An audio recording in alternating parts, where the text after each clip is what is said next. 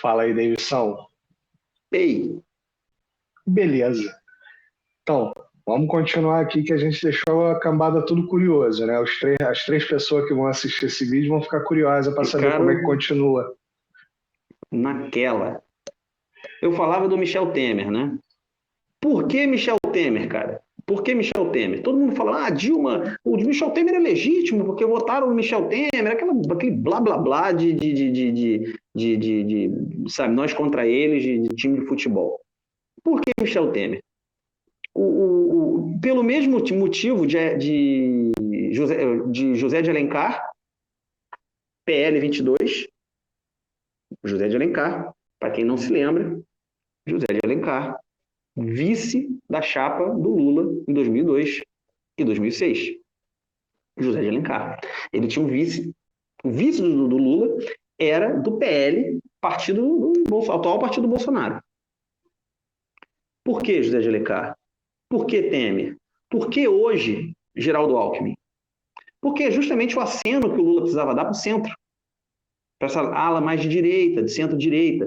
Ele precisava acenar, ele precisa dizer para os caras: olha só, eu não sou sindicalista, estou aliado com um empresário. O José de Alencar era empresário grande, se eu não me engano, ele foi presidente da Fiesp, sabe? Ele é um cara pica no empresariado brasileiro. E isso marca uma grande mudança também. Marca uma mudança de poder, marca uma mudança de equilíbrio político. Porque quem dava esteio à política nacional sempre foi o agro. De repente você tem um empresariado, a indústria falando alto na política nacional. Isso criou um desequilíbrio interno na política brasileira. Tá? Não à toa o agro vem super poderoso agora. Faz esse assalto na política nacional e tenta galgar poder de novo. E galga. E cresceu. A indústria brasileira, o Brasil sofreu a maior desindustrialização da história nos últimos anos. Né? De uns tempos para cá, o Brasil se desindustrializou de uma maneira obscena. Só na indústria naval, para quem não sabe, aqui em Niterói, no Rio de Janeiro, fecharam mais de 1.000 empresas. Só na indústria naval. E não estou falando dos estaleiros grandes, que fecharam praticamente todos os estaleiros do Rio de Janeiro, fecharam. Ou fecharam ou estão trabalhando numa tripulação esqueleto aí, só para manter a máquina funcionando. Uma Tá? massa Coisa falida, quase, horrorosa. né? Uma massa falida mesmo, desse jeito. Os estaleiros estavam fazendo um navio a cada 4 meses. Hoje trabalham com reparos esporádicos. É uma coisa horrorosa. Um dia de dique seco custava 50 mil reais. Há pouco tempo atrás eu fiquei sabendo que estava saindo por 5 conto. Dique vazio. Sabe? Um negócio assim, assustador. Assustador. O que a gente experimentou nos últimos anos, em termos de indústria. E aí o que acontece? Quando você tem essa sinalização, o PT fica palatável. Então eles precisaram de dourar essa pílula para o Lula, 2 vezes. Uma das coisas que foi para mim a derrocada do PT foi o falecimento do José de Alencar, morreu de câncer. Ele morre, câncer de intestino, se não me engano. Ele morre e o Lula fica sem esse apoio do centro, da centro-direita. E ele não consegue repor esse apoio. E aí ele vai buscar esse apoio para a eleição da Dilma com Michel Temer. Cara, Michel Temer, velho. Michel Temer é da laia do Aécio Neves, cara. E aí eu não vou precisar de falar mais para não ter que obrigar o Marcelo a colocar o surto psicótico de novo. Entendeu? O cara é baixo, velho. O cara é baixo, ele tá ligado com coisas ruins, do mal, entendeu? É ele. Então, cara, a Dilma, o PT vende alma pro capeta quando ele bota Michel Temer na chapa. Mas sem ele não ganhava. E aí é onde eu sou puto com o PT. Não era para ter ganho. Não era para ter ganho. Era para aceitar a derrota, cara. Isso eu sempre falei que foi a maior burrice do PT. Sim. E talvez uma semi-sorte também pro povo brasileiro, né? Foi ter realmente disputado essa eleição, sabe? Porque eu acho, sinceramente, apesar do Serra ser uma pessoa, uma figura minimamente respeitável, ele não era empático, sabe? Não, terrível, terrível, terrível. Eu não vejo eles colocando o Serra ali para vencer. Eles precisavam botar alguém, né? Sim. O Aécio talvez tenha sido a mesma coisa. Não, E esse acho que ali nos tinha empatia. 45 do. Não, mas ali nos 45 do segundo tempo, os caras devem ter ficado assim, cara, é capaz de nós ganhar. Não sei. Eu concordo com o Aécio e com o Alckmin. Eu concordo. O Aécio, não, desculpa. Com o Serra e com o Alckmin, eu concordo em gênero, número e grau. Tá? É um lance assim, meio bizonho mesmo. Eu acho, inclusive, que o PT faz a mesma jogada. Mas eu digo assim, tipo, preocupado, tipo, é ruim, capaz da gente ganhar. E se a gente ganhar, a Sim, gente vai sim. pegar esse pepino, entendeu? A gente vai pegar esse pepino. Se o PT pedisse para cagar e desse uma saidinha, entendeu? Ele Mínima, pô, jogava o pepino vamos. no colo dos outros. Jogava a peia toda no colo do Aécio. Se E viu aí, aí? meu camarada, A não culpa é ia ter. tua. Aí, cara, ia ser a destruição do PSDB. Ia ser a destruição absoluta. Acabou sendo, né? O PSDB hoje não é nada, né? O PSDB hoje é ridículo, é pífio, patético, né? Sobrevive a aparelhos lá. O PSDB acabou, na real, né? Mas ele acabou queimando tudo que ele tinha para destruir o PT. Foi a derrocada deles. Eles queimaram tudo que tinha para derrotar o PT, arrebentaram o PT de fato, mas eles tiveram que se aliar, porque eles não conseguiram, o objetivo era virar o jogo para o lado do Bolsonaro. Desculpa, para o lado do Aécio, para o lado do PSDB. Né? De repente um Moro, né? Bom, a gente está se adiantando um pouco aí. Mas eles queimam o cartucho político deles e dão a vitória para outro.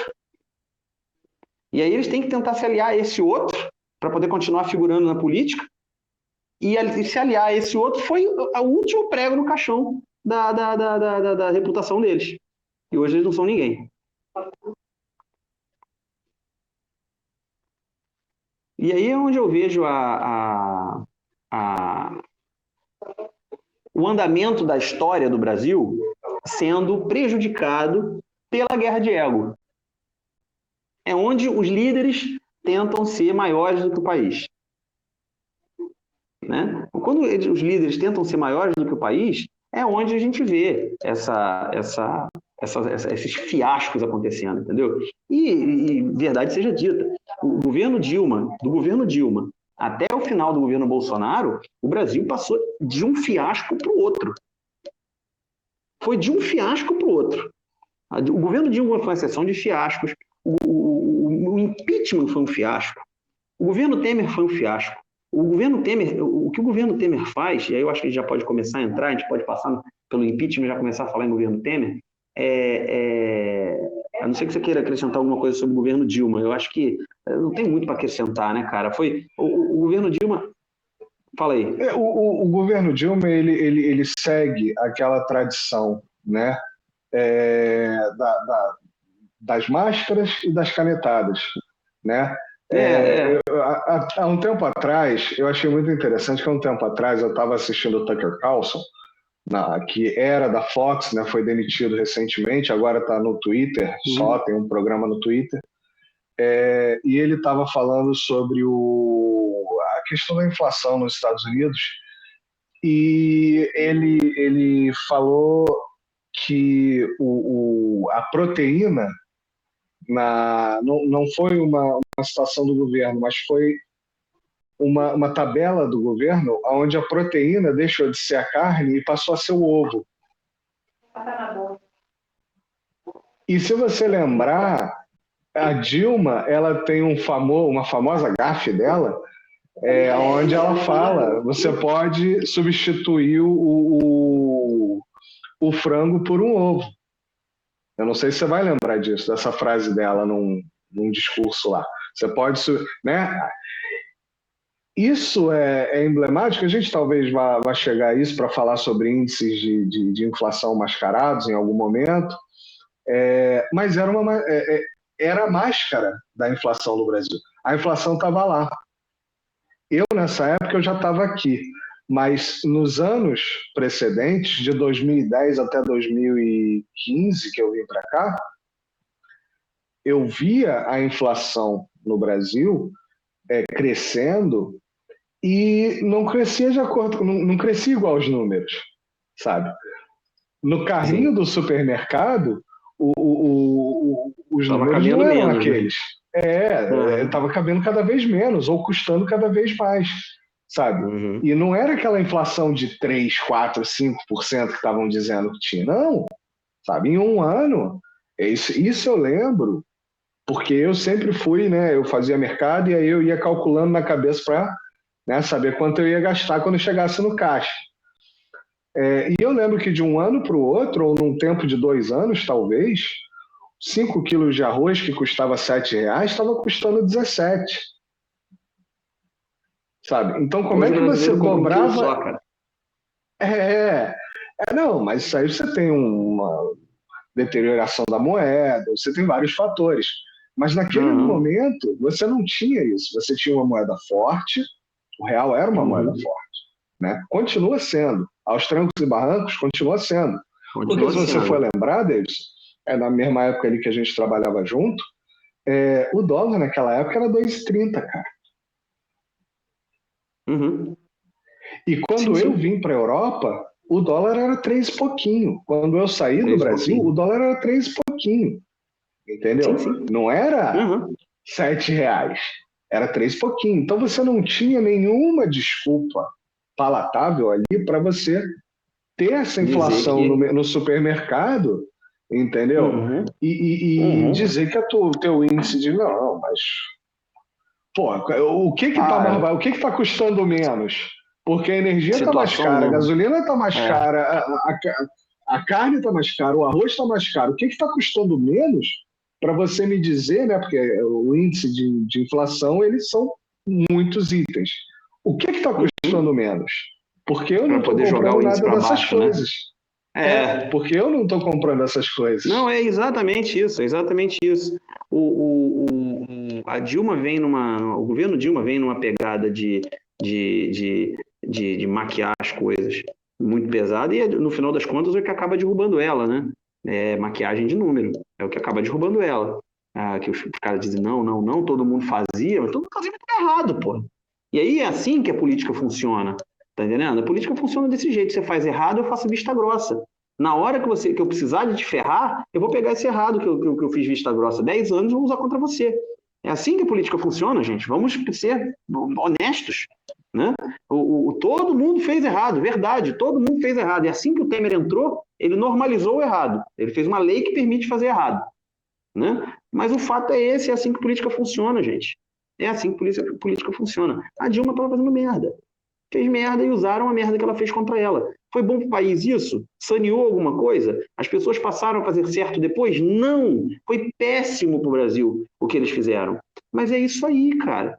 E é por isso que eu responsabilizo o PT pelo que aconteceu. Eu dou, assim, a culpa não é do PT, mas a responsabilidade cara. A responsabilidade é deles. Eles criaram todas as situações para que aquilo acontecesse. A E que se verdade, né, dane. Davidson, é que não existe desculpa, cara. Foram 14 anos, Sim, sabe? exato, Foram exato. 14 anos. Não tem Sim, sim, desculpa de sim. me ferraram antes, me ferraram depois. Não, você teve 14 anos. A 14 faca anos, e o queijo estava exatamente. na mão. Entre trancos e barrancos, a faca e o queijo estava na mão. Estava na Entendeu? mão, exato. Então, foram as opções deles que levaram o Brasil àquele lugar onde o Brasil estava. Ninguém, de fato, obrigou o Lula a fazer aliança com S. Neves, com Michel Temer. Ninguém obrigou, não. Ele fez porque ele viu vantagem. Né? E era um canalha, ele sabia disso. O Ciro Gomes vivia dizendo isso, mas todo mundo sabia que o Michel Temer não era de confiança. O Lula quis porque quis, viu vantagem. Tá entendendo? Então tá, então beleza, colhe o que planta. Né? E colheu e o Brasil pagou por isso. Então essa é a minha bronca principal com o PT.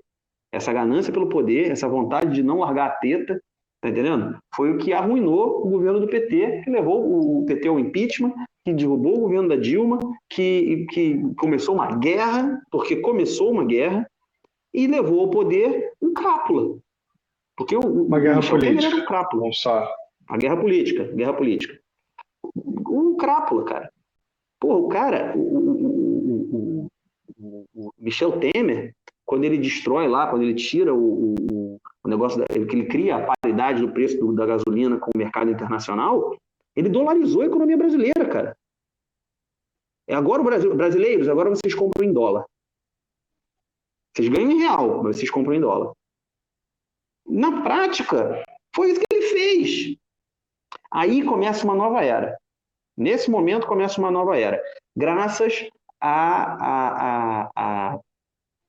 ao egoísmo, ao narcisismo do Lula, começa uma nova era no Brasil. Chega ao poder um grupo político que não está a serviço do Brasil. Não tem ninguém ali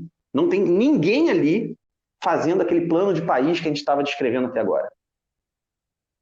Ninguém ali está interessado nisso. Os caras destroçaram o Brasil. Eles botaram o Brasil de joelho e com a bunda para cima. Essa que é a verdade. Foram esses 2 anos de Michel Temer, a coisa foi arruinada. Eu acho que vale a pena a gente frisar que, independente de qualquer opinião política que a gente tenha sobre Dilma, Lula, Temer, Bolsonaro e afins, esses anos que precedem o impeachment da Dilma também são anos de extrema intervenção internacional no Brasil. E a gente não vai falar sobre isso nessa série, porque é um assunto de uma outra série só para ela, só para esse assunto. Sim, você vai ver que... Fala aí, Marcelo, desculpa aí. E é isso, cara, me perdi. Não, é porque vale a pena frisar isso, porque Claro.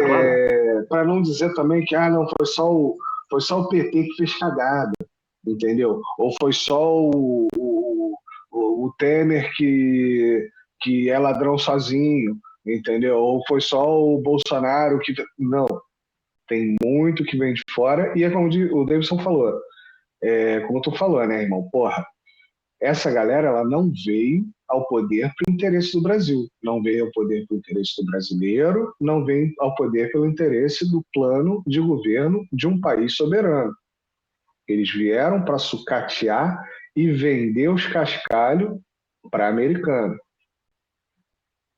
Eles vieram realinhar o Brasil. O Brasil estava seguindo numa rota de desalinhamento com essa hegemonia mundial. Estava seguindo aquele plano do economista americano lá de 2001. E aí, a partir de 2013, não é só o Brasil. Vários países do mundo, todos eles, ou do BRICS, ou orbitando o BRICS, sofrem ataques internacionais políticos, militares, todos eles. É um negócio 2013, medonho. 2013 é um ano muito cabal nesse assunto, mas vem ainda adiante. É o último suspiro do Império. De fato. Mas assim, é o que o Marcelo fala, 2013 marca muito, porque uma série de coisas acontece em 2013. É tipo assim, a coisa vai... as peças são postas no tabuleiro, e em 2013 eles movem o primeiro peão. É mais ou menos isso aí que acontece. Tá entendendo? E assim, em inúmeros países acontecem revoluções, acontecem trocas de governo de forma abrupta, em inúmeros países, todos no mesmo período. Sabe? Vou pegar lá meu chapeuzinho de alumínio, toda a América do Sul, o mundo árabe, né? Aquela região ali, África, Sri Lanka, uma porrada de países pelo mundo começam a sofrer um monte a Geórgia um pouco antes, Crimeia é 2014. Sim. Na verdade, 2013 para 2014, é a Revolução Colorida da Ucrânia. Sim. Pouco antes, que na verdade foi falhada, teve uma tentativa que falhou em Fracassou. 2009, se não me engano. 2009, a Revolução, Uhum. se não me engano, a Revolução Rosa. Não, Revolução dos Capacetes Amarelos. Não é o Acho que era Gilet uma merda Jaune dessa. da Não, não, França. não. Não confunda. Revolução, o termo Revolução Colorida ele vem exatamente sempre desse uso de uma cor, né? Uhum. Ou algum tipo de simbolismo colorido, né? Uhum.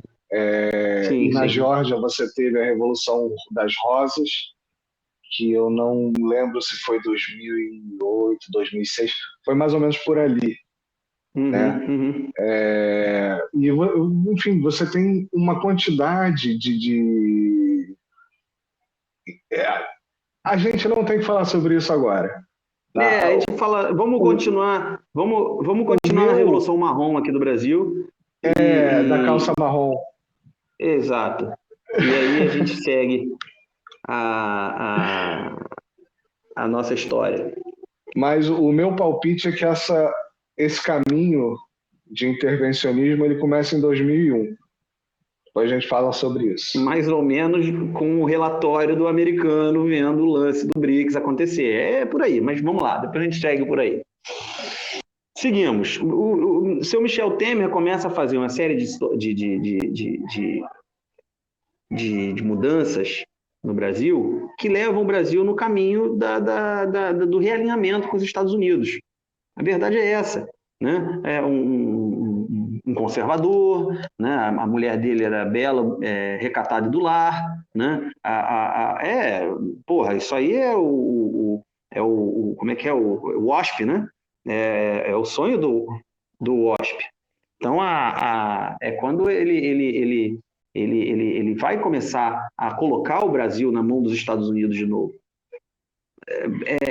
Você tem o fim da paridade, você tem a preparação para uma série de privatizações que vão acontecer mais tarde, e privatizações em lugares estratégicos que foram feitas de forma extremamente precária. Nem os militares apoiavam. Que são conservadores, que apoiaram o governo Bolsonaro, etc., eles não apoiavam as privatizações que foram feitas do jeito que foi feito. Né? Por quê? Porque eles, você pode dizer que eu não gostar do militar, o militar isso, o militar aquilo, eu, tenho uma série de broncas com o militar também, em termos de visão política e visão de sociedade, eu não concordo com um monte de coisa que eles falam, mas assim, conversa. Se você tem um amigo militar aí, um cara que tem assim, uma posição mais estratégica do que é o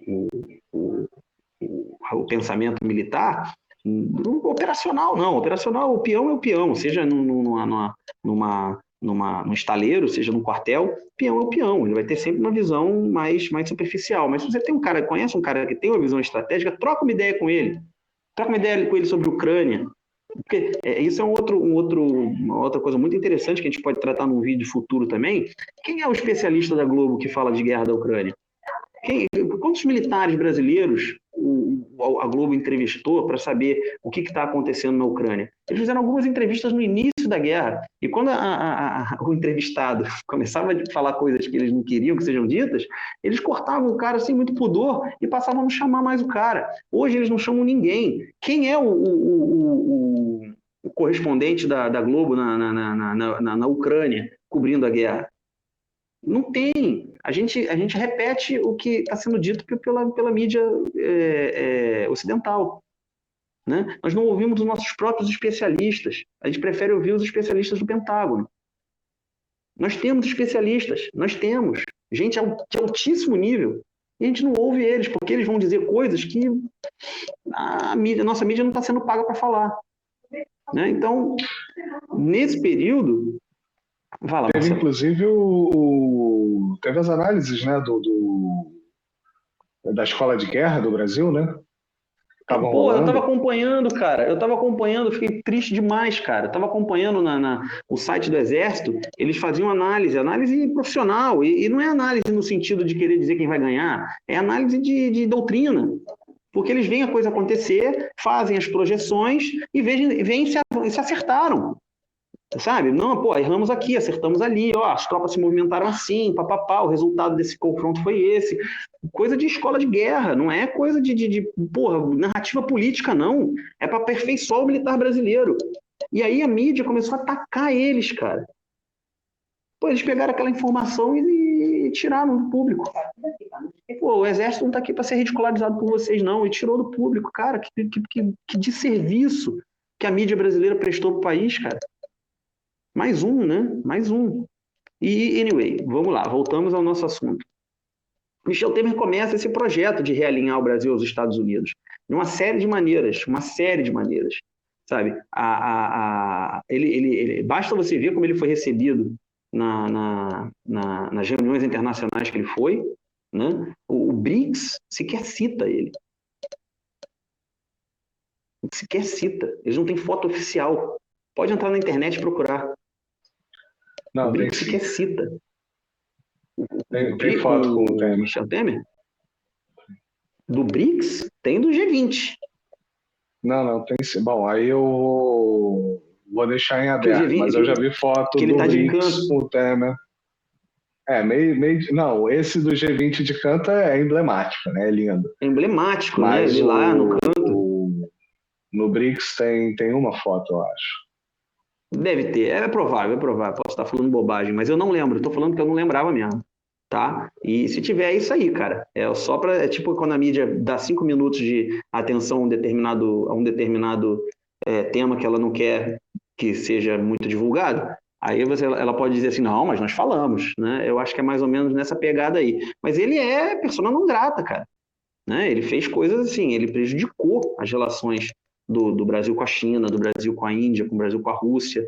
Eles promoveram uma puta de uma desindustrialização, privatizaram e fecharam, né, as fábricas de fertilizantes que estavam sendo abertas pela Petrobras, né, e aí, anos depois, a gente estava pagando o pato por isso, o Brasil tendo que mendigar fertilizantes por aí, tá entendendo? Coisa que a gente ia fabricar no país, né? Então, são todas heranças do nosso amigo Michel Temer, do Vampirão. E aí passa o governo Michel Temer, ele entrega o governo para o Bolsonaro, e a toada não muda muito, não. Né? A toada fica bem ainda. Eles estão ali alinhando os Estados Unidos ao Brasil aos Estados Unidos. E aí, né? Vamos lá. O Bolsonaro vende as refinarias de diesel, de gasolina, etc., para o árabe, cara. Porra, você pega o galinheiro e fala assim, raposa, toma conta para mim. Porra, brother. Veja bem, eu não sou contra privatizar a refinaria. Eu também acho que a iniciativa privada é mais eficiente que o Estado em uma série de coisas. Mas, porra, privatizar para o árabe? Qual era a necessidade disso, cara? Não tinha. Independente, Davidson, independente de para quem, tem certas coisas que são pilar econômico, pilar social. Sim. Petróleo é estratégico. Petróleo é estratégico, ouro é estratégico. Eu concordo, Marcelo, mas assim, você podia privatizar para um grupo econômico brasileiro, cara. Sim, porra, vai privatizar para o árabe, para o cartel. Eles privatizaram para o cartel, cara. Tá entendendo o que eu quero dizer? Eles pegaram o cartel. A questão é que a Petrobras ela já é uma companhia de capital aberto, etc. Capital aberto, capital misto, não sei o quê, o governo tem participação, aquele negócio todo. É assim que tem que ser, cara. Não dá para você vender tudo, porque o governo tem que ter uma mão ali e falar, cara, você não pode não refinar petróleo, você não pode não fazer. Você tem que botar isso aí para funcionar. O nosso país inteiro depende disso, entendeu? E foi o que aconteceu. O país inteiro depende de petróleo, de gasolina, enfim, de diesel. Foi exatamente isso que aconteceu, Marcelo. Eles privatizaram a Petrobras, as refinarias, e as refinarias pararam de produzir, cara. Pararam de produzir. Nós passamos a comprar excedente de petróleo americano, cara. Nós passamos a comprar gasolina dos Estados Unidos, diesel dos Estados Unidos. Sabe, nós passamos a comprar etanol dos Estados Unidos, cara. Que isso? Nós deixamos de ver. Olha isso. Olha só. Veja bem. Ah, ele é petista. A gente parou de vender soja para a China. Nós paramos de vender soja para a China para vender essa soja para os Estados Unidos. Sendo que essa soja, os Estados Unidos são o maior produtor de soja do mundo. Para quê? O que o americano queria com a nossa soja? O que o americano queria era fazer a China ficar dependente dele. Era isso que o americano queria. Então eles estavam pegando a nossa soja, comprando a preço de mercado, ou talvez mais barato, e vendendo para a China a um preço mais caro, no intuito de ferrar a China. E nós somos do BRICS, cara. Olha o plano de país, nós somos BRICS. E aí, o que ele faz? Sabota o nosso parceiro, o nosso maior parceiro comercial. Porra, tá de sacanagem. Aí entrou um período negro, entrou um período que não estava sendo mais feito o plano de país. As pessoas que entraram tinham outra ideia do que o Brasil devia ser. E essa ideia já está rançosa há 50 anos. Tem 50 anos que essa ideia está rançosa. A mais, a gente né? se alinhou a gente se alinhou aos Estados Unidos antes. E deu errado, o americano não deu nada para a gente. O americano na Europa não deram nada para a gente. Eles encaixaram a gente num modelo financeiro que serve só para sugar o nosso sangue, cara. Porra, para que a gente quer? Aí vamos voltar para isso, porque é moda, porque eu quero ser aceito no clubinho da elite. Nós temos um plano de país, sim. Nós temos, e ele está sendo muito bem executado, aos trancos e barrancos, apesar dos pesares, mas ele está acontecendo. Ele está acontecendo e ele vai dar certo. Está acontecendo e vai dar certo. É que a gente não pode mais deixar 2 anos, 6 anos de gente entrar no poder e vender o Brasil. Sabe por quê? Não pode. O plano está aos trancos e barrancos e a ideia não é acabar com o plano, é que ele continue indo aos trancos e barrancos. É 2 passinhos para frente, 3 para trás, entendeu? Para ter que dar 4 para frente. Com 2 anos, 6 anos de história negra... Uma hora os parceiros contam. Uma hora os parceiros cansam, cara. Cara. Uma hora tem gente contando assim, com a gente. Não só isso, Davidson. A gente também não pode ficar contando com todo mundo. Tá? A gente não pode ficar contando com todo mundo. Os líderes africanos, eles têm tomado uma postura muito forte. Muito forte. Aonde eles estão dizendo, inclusive, que os grandes salvadores, né, do século XXI, né, eles estão dizendo, legal, maneiro, acho legal, mas a gente tem que fazer da gente. A gente não tem que depender de você. Não. Porque senão a gente vai ficar dependente de você igual a gente ficou dependente do outro. Você pode até ser mais gente boa, mas não tem nada que me garanta que você vai ser gente boa para sempre. Daqui a 10, 15 anos, daqui a 20, daqui a 100 anos, você pode deixar de ser gente boa. E aí, cara, eu não quero me ver novamente na posição que eu me via há 100 anos atrás, há 200 anos atrás, há 300 anos atrás. Claro. Chega, eles estão certíssimos. Muito legal. Obrigado, venha. Mas é a gente que tem que fazer pra gente. Inclusive com o Brasil. Tá? Um rapaz que eu tenho seguido do YouTube, eu vou mencionar o canal dele aqui, porque eu acho que vale muito a pena, galera, que o nome do canal é Eu Afro, tudo junto. Tá? É um menino de Moçambique. Que legal, hein? É muito legal, cara. E, por ser de Moçambique, ele fala português, né? Então, o canal é em português. Na roda. Ele cita muitos investimentos da era Lula, Dilma, né? Inclusive Fernando Henrique, os investimentos do BNDES na África. Ele cita pra caramba a Embraer, que é uma das poucas empresas de aviação que funciona na África.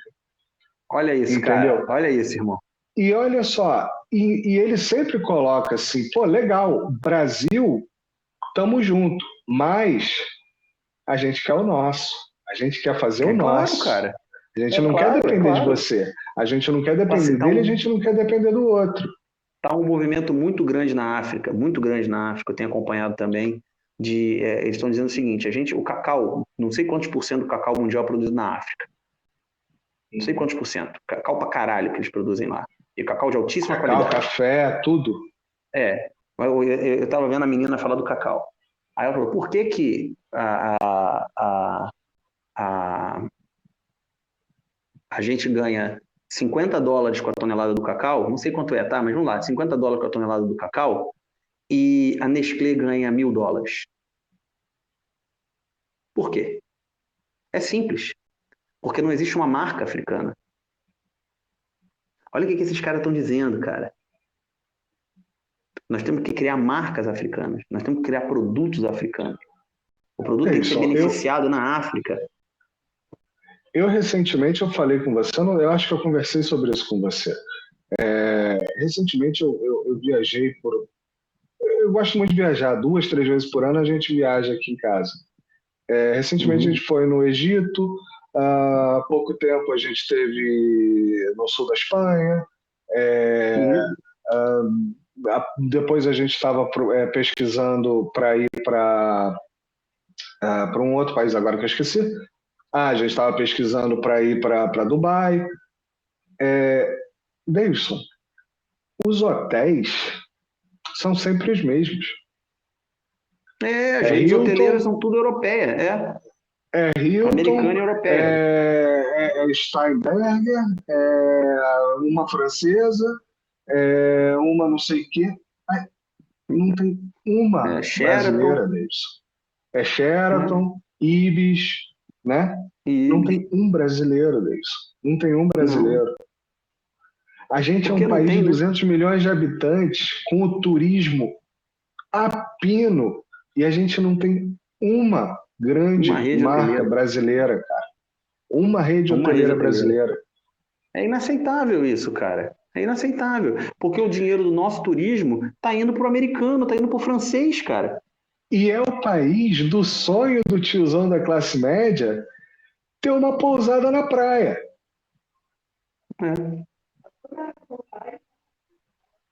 A gente não tem uma, cara. Pois é. Então eu acho que a gente fechou. Fechamos o Temer? Fechamos, acho que sim. Eu acho que sim. Então podemos entrar na era Bolsonaro daqui a pouco. Vamos adiante. Eu até dei uma pinceladinha. A gente vai dar aquela última cuspidinha no Temer e vai para Bolsonaro. Então, tá bom. Galera que achou legal aí, sabe qual é o da parada. Não vou ficar mendigando like, não. Porra, marreta aí. Valeu. Valeu.